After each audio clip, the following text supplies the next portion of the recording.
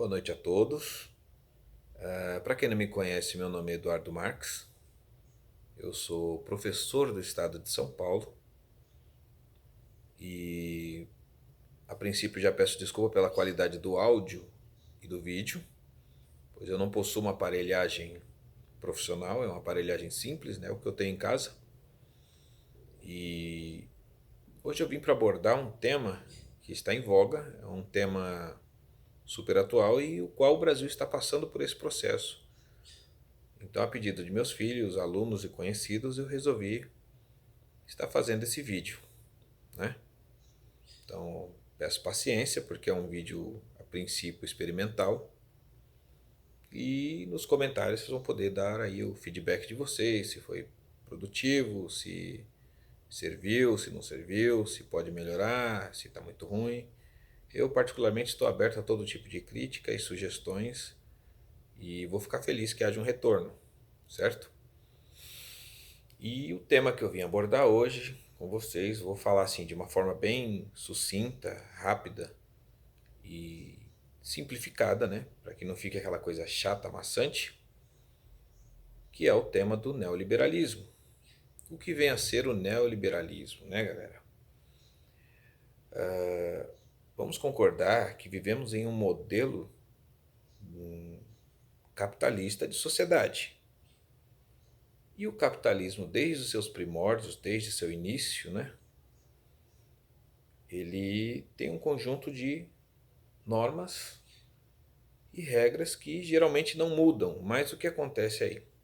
Em alguns períodos da história, eles se adaptam, eles se modificam, mas não assim, a base continua a mesma, mas essas modificações, essas adaptações, nós damos o nome de quê? De doutrinas econômicas. É quando o capitalismo se modifica de acordo com as necessidades do mercado, do capital. Portanto, o neoliberalismo é mais uma das doutrinas econômicas das facetas que o capitalismo assume para poder se manter historicamente através dos anos, certo? Esse neoliberalismo ele tem a princípio aí duas fases, né, bem conhecidas. Temos o liberalismo clássico e depois o neoliberalismo. O liberalismo clássico ele é bastante teorizado por Adam Smith e David Ricardo. Existe uma historiografia muito grande, mas esses dois autores que eu citei são assim os mais chave para falar sobre o tema, certo? Qual é o princípio básico do neoliberalismo? O neoliberalismo diz o seguinte: o Estado deve intervir muito pouco ou, se possível, em nada nas decisões econômicas de um país, né? Portanto, as decisões econômicas ficam a critério e são regulados pelas leis de mercado, certo? De qual período a qual período? O liberalismo clássico ele se inicia ali mais ou menos no 19 e vai até 1930 do século 20, do 19 ao 20.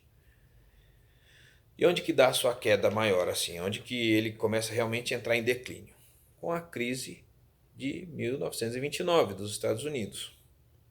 É o marco que se dá da passagem do liberalismo clássico para o neoliberalismo, que entre nós, estudiosos do tema, é também conhecido como keynesianismo, né? E esse keynesianismo vai mais ou menos de 1930 até a década de 70, certo? E onde ele se inicia? Onde ele começa? Ele começa a princípio no Chile, no governo de Augusto Pinochet. Depois ele vai para a Inglaterra também, no governo de Margaret Thatcher. E depois nos Estados Unidos, no governo de Ronald Reagan. E quais são as principais características desse neoliberalismo, né? Uma grande abertura econômica, gravem aí. Que é abertura econômica? Uma flexibilização das políticas de monopólio, de uma desburocratização. Por quê? Porque eles são a favor do livre mercado, né? Para que haja um espaçamento, para que o neoliberalismo consiga atingir grandes áreas ele precisa o quê? De um comércio livre para se expandir para o lado que ele quiser ir. É interessante saber que esse neoliberalismo ele dá certo mais nos países desenvolvidos, mas isso não quer dizer que dar certo é uma boa coisa, que é uma política boa. Já tem uma série de críticas aí que depois vamos entrar nesse tema. Então, nos países subdesenvolvidos, ele entra com o quê? Com uma privatização em massa, né, das empresas estatais, desflexibilização das leis trabalhistas. É um termo meio complicado, mas depois a gente chega lá, né? E vamos falar do Brasil agora. Onde que o Brasil entra nessa história? O neoliberalismo começa a chegar no Brasil a partir dos anos 90 e ele tem aí dois períodos importantes. Vamos cair para o terceiro agora, mas a princípio dois. No início dos anos 90 ele entra com o governo de Fernando Collor de Mello, né? Que ele dá uma redução das taxas alfandegárias, das tarifas de importação. É o início da abertura econômica do Brasil para o capital estrangeiro aqui. Temos depois a segunda fase, que já foi mais agressiva, e as pessoas de 38, 39, 35 anos talvez vão lembrar dessa fase, que é do governo Fernando Henrique Cardoso, né, que é uma privatização onde se intensificam as privatizações das grandes empresas brasileiras, certo? E não para por aí. Da década de 90 para cá, o Brasil vem tendo uma sequência de políticas públicas a favor do neoliberalismo. E como eu disse, quer ser rápido, eu não sei se consegui deixar isso muito claro, mas eu vou responder as questões que me fizerem nos comentários, mas eu vou para a parte que mais me interessa, que é a crítica. Bom, por que a crítica? Porque as políticas neoliberais, elas garantem mais direitos e poderes para os países desenvolvidos, né? E para as grandes corporações. De que maneira? Minimizando os direitos trabalhistas, né? Vamos mudar a ideia, o foco. É interessante, a nível de Brasil, essa política neoliberal, o governo atual diz que sim. Eu digo que é sugestivo, que temos que ter cuidado, olha lá, pera lá, né? Não vamos esquecer que o Brasil não é ainda um país 100% industrializado, a base da economia brasileira é a agricultura. A indústria não é o nosso forte, né? Então, para os outros países, nós somos ainda um país subdesenvolvido. E para os países subdesenvolvidos, eu penso que essa política não é interessante. Nunca será e nunca vai ser. Não estou dizendo que o governo anterior ao que está agora tinha a solução. Também teve. Posso dizer que o governo anterior teve muitas falhas, não é? Mas também teve alguns acertos. Ao contrário do governo de agora, que eu ainda não consigo ver acerto. Se tiver, por favor, me esclareça. Eu não estou conseguindo ver. Tá? E é importante nos atentarmos a essa questão, né? De que maneira que essa política não é muito interessante para o Brasil? Porque ela vai minimizar os direitos trabalhistas. Temos aí essa reforma, dizem que ela é boa, mas boa para quem? Né? Até então, eu estou vendo que os direitos do trabalhador, em vez de se ampliar, estão diminuindo. Para favorecer, né, a quem? Grandes empresários e o capital estrangeiro. De novo, retomamos com agressividade privatizações das nossas empresas, né? Temos uma exclusão das políticas de bens naturais, ou seja, de bens sociais, as políticas sociais que envolvem educação, que envolvem projetos de pesquisa, que envolvem uma série de projetos que levam o país a seu desenvolvimento, estão sendo cortadas, né? Acesso dos jovens ao ensino superior também está sendo bem reduzido, né? Há também, assim, de forma visível, um gradativo aumento das desigualdades sociais. Podemos ver isso, é claro. A diferença de classe está aumentando. Sempre existiu, mas agora ela está se intensificando, né? Ela não é mostrada nos jornais, ela não é mostrada para todo mundo, mas é a questão de você sair para fora e observar, né? Há também um aumento do desemprego, um aumento da inflação, da criminalidade, né? Por quê? Porque eles querem chegar naquela ideia mais ou menos do que eu li um tempo sobre a ideia de Estado mínimo. O que é Estado mínimo? É quando o Estado ele realmente vai intervir muito pouco nas decisões que são direcionadas para a qualidade de vida do povo, vai entregar tudo que é responsabilidade do Estado vai se tornar agora responsabilidade da iniciativa privada. Então, isso é de certa forma muito perigoso, né? E vamos pensar o seguinte: qual é a nossa posição como cidadão, como seres humanos, como brasileiros? Não brasileiros só em tempo de Copa e de futebol e carnaval, não. Estou falando brasileiro, cidadão que acorda cedo todo dia, que vai trabalhar, pega metrô e realmente assim é a classe que movimenta a economia no país, tá? É a classe que faz tudo funcionar, nós, os trabalhadores. E qual é o nosso papel? Qual é a nossa função social nessa questão? Qual a importância da nossa participação, né? Então estamos vendo que é uma política agressiva que vai deixar sempre os ricos mais ricos e os pobres mais pobres e um aumento escandaloso das, como que eu poderia dizer, das desigualdades social. Cada vez menos o pobre está tendo acesso à educação, à saúde. Não quer dizer que isso foi bom alguma vez. O que eu percebo é que partido A, partido B, não interessa. Eu não estou aqui para defender um lado ou outro. Eu quero defender o lado do trabalhador. Que ele compreenda qual é o seu papel nessa história. Entende? Qual é a sua função como indivíduo na sociedade.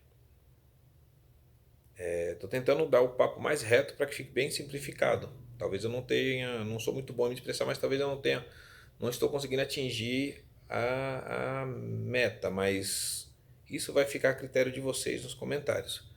Mas é isso que eu trago à reflexão. A ideia de Estado mínimo é boa para o Brasil, para o brasileiro? Ok, você vai lá, elege o cara ganha um salário exorbitante, fora as mamatas que ele ganha por estar naquele cargo. Ele se acha no direito ainda de, já sabemos disso, tem então nenhuma novidade, né? E na hora de fazer o trabalho que ele é eleito para fazer, ele vai ficar na dele, recebendo quietinho lá, e vai jogar a responsabilidade na mão de uma terceirizada, de uma iniciativa privada. Então, para que necessariamente vão precisar desses políticos daqui para frente? Porque o trabalho deles não querem fazer, quer entregar para outros fazerem, né? Isso é algo que é claro, e essa ideia de Estado mínimo diz também o quê? Que o Estado daí para frente ele só vai regular o quê? Ele só vai mexer com o exército e com as polícias, né? Ele não vai se envolver mais na questão da educação, da saúde, do transporte, né? Essas políticas principais que levam um país ao seu desenvolvimento. É isso que me gera esse descontentamento com a política brasileira e com seus políticos, porque assim, eu penso que os americanos têm lá as suas divergências entre democratas, republicanos e tudo mais. Mas eles têm um intuito em comum. Nós tiramos dos outros países, mas ninguém tira da América, ninguém tira dos Estados Unidos. Independente das divergências políticas deles, eles têm uma proteção de si. Nós não, nós já temos um bando de políticos que preferem entregar na mão de outro para fazer. Porque eles não têm capacidade de nos proteger. Qual é a importância desses políticos para nós? E agora, mais do que nunca, se o trabalho deles vai entregar na mão de outros para fazerem, qual é o significado de elegermos esses caras hoje em dia? Né? E veja bem, nossos inimigos são internos e externos, porque assim, temos que pensar que não só os nossos políticos, como os políticos internacionais de fora estão de olho aqui no Brasil, né? Estão de olho nas nossas empresas, estão de olho na nossa Amazônia, estão de olho em tudo que é nosso. Como sempre estiveram, de forma não tão declarada como agora, mas estão de olho no que é nosso. E, portanto, eu realmente trago uma reflexão. Até quando você, brasileiro, vai sentar aí na sua poltrona e vai se colocar apenas como um telespectador disso? Qual é a minha participação? Nenhuma. Eu não gosto de discutir sobre política. Isso aí não se resolve. Isso aí tem nome, é senso comum. Né? E eu digo que sim. Você tem que sair fora do senso comum. Você tem que ficar longe daquelas pessoas que falam que política, religião, esporte não se discute. Se discute sim. Se você não discute a política, lá tem um monte de salafrário que está ganhando altos salários, que estão discutindo e resolvendo por você. E o que eles decidirem, bom ou ruim, você não vai poder questionar, porque você não participa. Se você não fala sobre religião, igreja estão aí, ó, aos baldes, lotado de gente. Lotado de pessoas, de aproveitadores da fé, que utilizam essa teologia da prosperidade para tirar dinheiro dos menos favorecidos de informação. Os crentes de plantão que me perdoem, mas essa é a verdade. Se você não fala sobre futebol, temos aí uma indústria que nutre o sonho de milhares de crianças que querem ser jogadores de futebol e entram nessa achando que vão conseguir, mas sabemos que o futebol só entra quem pode pagar. São coisas de Brasil, nenhuma novidade até aí. Então frustra uma série de jovens que acham que vai entrar nessa vida. Então a gente tem que falar sobre esses temas sim. Porque viver em sociedade é ser um animal político, é ser um cidadão que participa da sua realidade, né? E nós temos o hábito assim de eleger os caras, mas não cobrar. Nós gritamos muito pelos nossos direitos, né? Mas na hora de cumprirmos os nossos deveres, tiramos o nosso da reta. Então, antes de criticar partido A ou B, candidato A ou B, antes que alguém venha dizer que ele está aqui para defender político de estimação ou coisa do gênero, não. Esse não é o meu intuito. O meu intuito é trazer vocês a uma reflexão. Tá? Qual é o seu papel como brasileiro? Por que é importante você se identificar e entender qual é o seu lado da história? Porque, porque o povo, através dos anos, através da mídia, dos meios de comunicação, eles vêm criando essa divergência, essa polarização entre A e B, partido A e B, candidato A e B, e o povo vem brigando para defender o seu candidato, o seu partido, a sua ideologia, e é isso que eles querem, é partido do princípio napoleônico de dividir e conquistar, e eles fazem isso muito bem. E vocês vão caindo que nem patinhos sem se dar conta. Porém, os ricos, seja nacionais, internacionais, aonde o capitalismo está, ele conversa entre si. Eles estão em comum acordo, eles têm um discurso único. Os ricos protegem os ricos. Então, o discurso deles aqui nos Estados Unidos, na China, onde o capitalismo está, é o mesmo. Né? É lucrar, lucrar e lucrar. Agora, nós que deveríamos estar unidos, que nós somos a classe trabalhadora, é o que fazemos a economia girar. Que o cara pode ser o mega empresário, mas se ele não tiver funcionário, ele não tem nada, ele não é nada. Ele precisa do funcionário. E o funcionário é a mão de obra, e a mão de obra é o que há de mais importante, é o que faz as coisas surgirem, acontecerem. Né? Portanto, meus amigos, eu peço para vocês essa reflexão. Qual é o seu papel, não só como brasileiro, sem esse nacionalismo barato, como cidadão que pensa no seu próprio futuro, no futuro dos seus filhos e netos? Eu vejo o Brasil caminhando a passos longos para um precipício. É um retrocesso inimaginável, que talvez agora não nos demos conta, mas daqui para frente a tendência é piorar sem querer ser negativista. É só acompanhar as notícias, acompanhar a sua realidade, é sair da sua casa, da sua poltrona e perceber como estão as coisas. O aumento das coisas. Até quando o brasileiro vai poder segurar? Até quando todo o repasse da roubalheira vai recair sobre nós? Vai ser retirado direito de nós, vai ser retirado aumentos de salário, vai ser retirado emprego, vai ser retirada educação. Nunca tivemos da melhor qualidade, agora vai diminuir mais e mais. Então eu penso, qual é o nosso papel? É brigar com o meu vizinho por causa de partido A ou B? Ou entender que ele também está no mesmo barco que eu? Né?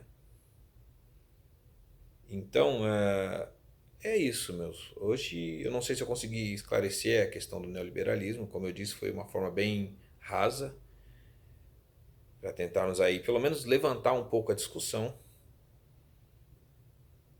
Vou ler os comentários, vou esperar de vocês um comentário para ver o que acontece daí para frente. Se houver um feedback positivo, eu entro com outros vídeos. Peço desculpa pelo meu nervosismo do primeiro, mas um filósofo que eu gosto muito, Lao Tse, ele diz: para o homem alcançar muitos quilômetros, se inicia com um passo. E hoje eu estou dando um passo. E espero não caminhar só nessa, de verdade. Porque eu sei que tem pessoas que querem um futuro para si e para seus filhos e futuro para o nosso país, né? Sem essa polarização, uma coisa unificada de povo, de pessoas que assim como eu acordam cedo, pega metrô, pega lotação, vai lá, trabalha 30 dias por 3, porque o que você recebe em 30 acaba em 3, né? Nenhuma novidade aí, já sabemos que é assim. Mas o foco temos que aprender a nos unir, temos que aprender que nós somos a força de um país, né? O povo é a maioria. E fica aí, dado o recado. Vou esperar os comentários. E se tudo der certo, a gente retorna aí. Beleza, galera? Então, espero ter ajudado de alguma forma, por mínimo que seja. Uma ótima noite a todos e hasta la vitória, companheiro.